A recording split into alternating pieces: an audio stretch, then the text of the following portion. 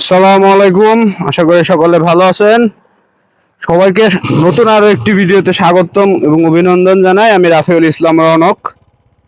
বর্তমানে খুবই ব্যস্ত সময় পার করছি, সামনে সেমিস্টার ফাইনাল। এখন বর্তমানে আছি এলাকায়, মানে আর কি গ্রামের বাড়িতে। তো আমি এখন বর্তমানে আছি হচ্ছে যমুনা সেতু টাঙ্গাইল অংশে। আমরা এখন আস্তে আস্তে অগ্রসর হবো সিরাজগঞ্জে, চায়নাবাদে যাবো আজকে। তো এখন আস্তে ধীরে অগ্রসর হওয়া যাক। রাস্তাঘাট ক্লিয়ার। আমরা এখন যমুনা সেতুতে উঠবো আস্তে ধীরে। সো তার আগে আমাদের এই গোল চত্বরটা পার হতে হবে। এটা হচ্ছে যমুনা সেতু গোল চত্বর এলাকা। হাতের বামের দিক টাঙ্গাইল ঢাকা শহর চলে গেল, আমি ডানে চলে যাব আজকে। আর হ্যাঁ, কত ভিডিওতে ক্যান্টনমেন্ট এলাকার ভিতরে মানে আমি এই দিকে দেখাইছিলাম কি কি আছে। আজকে আর যাবো না ওইদিকে, আজকে সরাসরি আমরা সিরাজগঞ্জের দিক চলে যাব। সো এখানে আমার বন্ধু অপেক্ষা করছে, আমার মিতা আমার জন্য অপেক্ষা করছে চায়নাবাদে। চলুন শুরু করা যাক আজকের ভিডিও। তো এখনো যারা আমার চ্যানেলটিকে সাবস্ক্রাইব করেননি, তারা অবশ্যই চ্যানেলটিকে সাবস্ক্রাইব করুন এবং পাশে থাকা বেল আইকনটিকে প্রেস করে নোটিফিকেশন অন করে দিন, যাতে যে কোনো ভিডিও সবার আগে পেয়ে যান। সো এখন আমরা টোল প্লাজার দিকে অগ্রসর হচ্ছি ধীরে ধীরে, যদিও আস্তে আস্তে এখন শীতের প্রকোপ বাড়তেছে। সো টোল প্লাজা এসেই পড়লাম। 50 টাকা করে মোটর সাইকেলের জন্য। করোনার সময় 2020 সালে সর্বপ্রথম আমি যমুনা সেতুতে উঠি নিজের এই মোটর সাইকেল নেই। সো এখন 50 টাকা দিয়ে টোল দেই।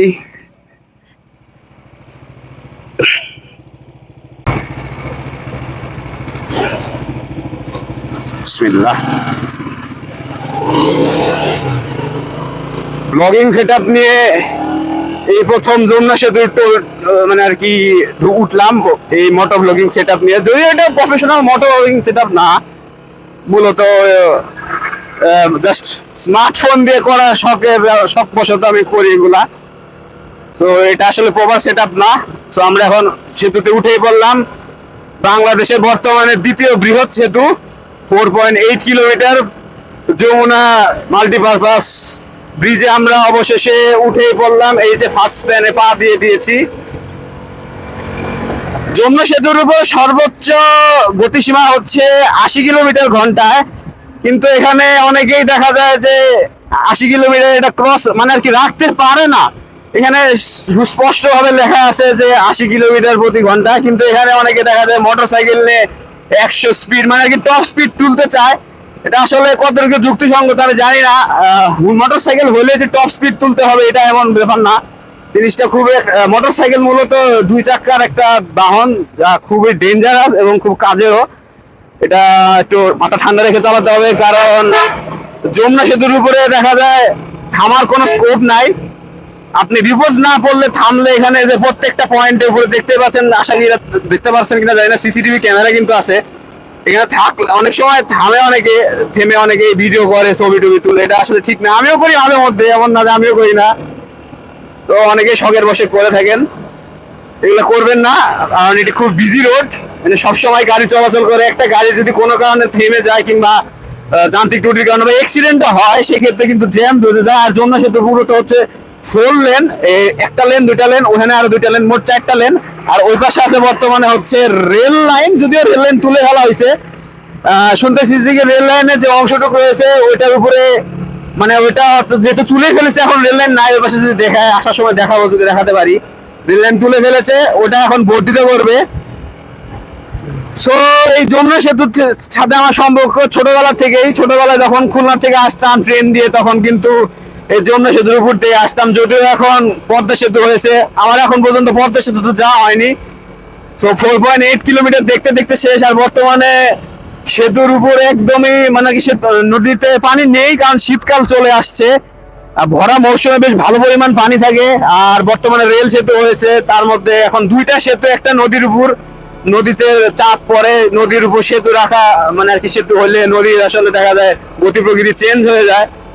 তো এই সবকিছু মিলে আসলে বর্তমানে এখন পানি থাকে না। আর হ্যাঁ, নদীতে মানে আরো কিছু কনস্ট্রাকশন হচ্ছে। দূর থেকে দেখা যাচ্ছে যে ওখানে বড় বড় টার হয়েছে, সম্ভবত ওভারহেড লাইনের কনস্ট্রাকশন হচ্ছে। মানে এই বড় বড় টায়ারের মতো ওভারহেড লাইন আসবে নদী পার হয়ে। যদিও সেতুর উপরে কিছু ওভারহেড লাইন রয়েছে, এটা সম্ভবত কত কেবি আমার ঠিক শিওর জানি না।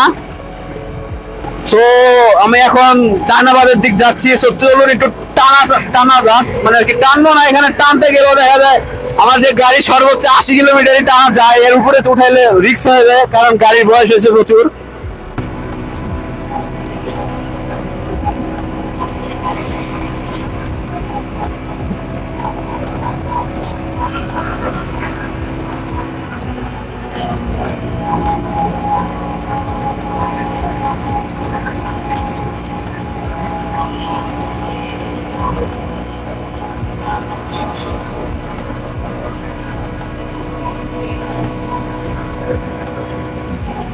সো আমরা সেতুর থেকে নেমে পড়লাম অবশেষে।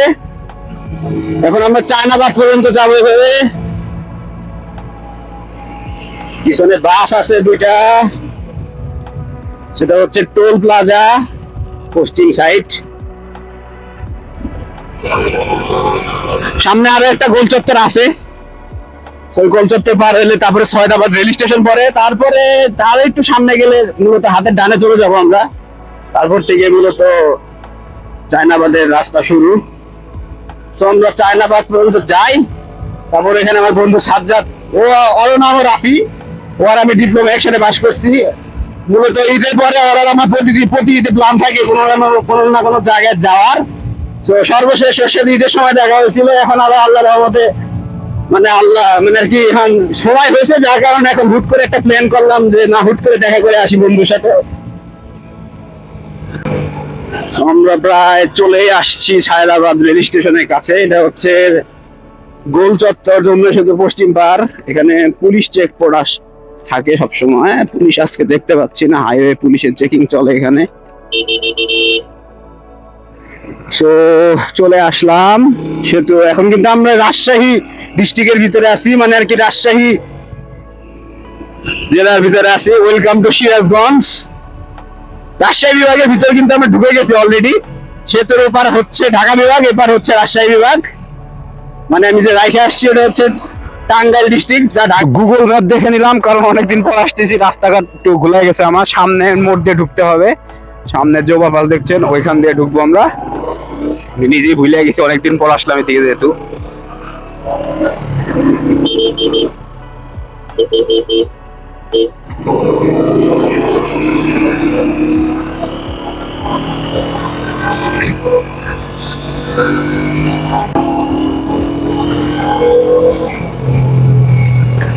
আমরা এখন বাম দিকে চলে যাব। বাম দিকে ঢুকে গেলাম, ঢুকে গেলাম। ইয়েস, চিনতে পেরেছি। ফ্লাইওভার গুলো হওয়ার কারণে আসলে ভুলে গেছি রাস্তাঘাট। Yes, Sirajganj heart point. 10 kilo, 10 kilo দেখাচ্ছে তো। হ্যাঁ, এখন আরো টেনে যেতে হবে একটু।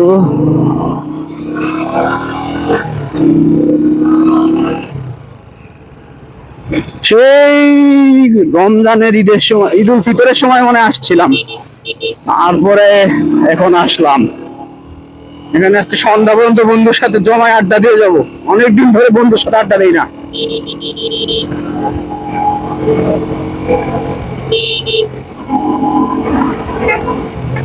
এটা হচ্ছে সিরাজগঞ্জ শহরে ঢুকার আরো একটি পথ। মূলত সিরাজগঞ্জ শহরটা অনেক জায়গা, কয়েক জায়গা দিয়ে ঢুকা যায়।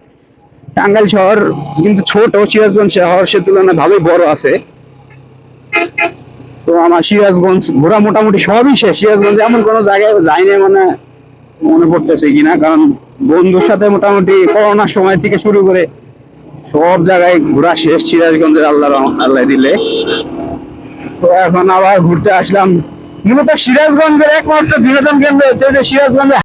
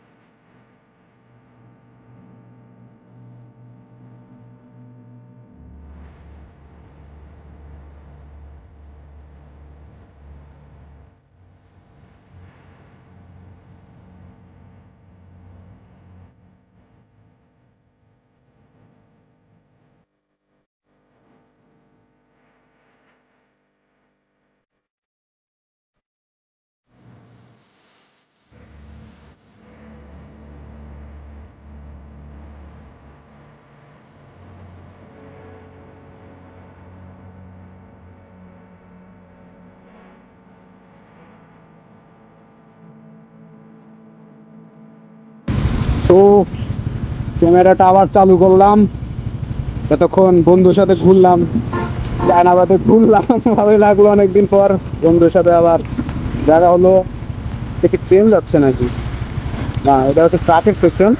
যাই হোক, এখন যমুনা সেতুতে রাত, মানে এখন রাত হয়ে গেছে, সন্ধ্যা হয়ে গেছে, এখন আবার উঠি যমুনা সেতুতে। রাতের ভিউ দেখাতে দেখাতে আপনাদেরকে দেখাতে দেখাতে নিয়ে যাবো। তো চলুন এখন আস্তে আস্তে যমুনা সেতুতে দেখছি। এটা হচ্ছে ট্রাকের লেন, আর আমি যেটা আছি এটা হচ্ছে জেনারেল লেন আর কি, বাস। আমি ট্রাক, এটা ট্রাক।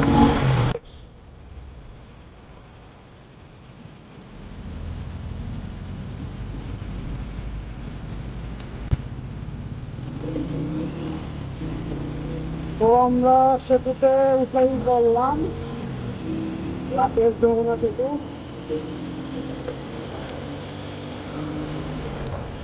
দিনটাই অন্যরকম, যদিও একটু কুয়াশা কুয়াশা আছে। যাই হোক, বাংলাদেশের বর্তমানে দ্বিতীয় বৃহত্তম সেতু।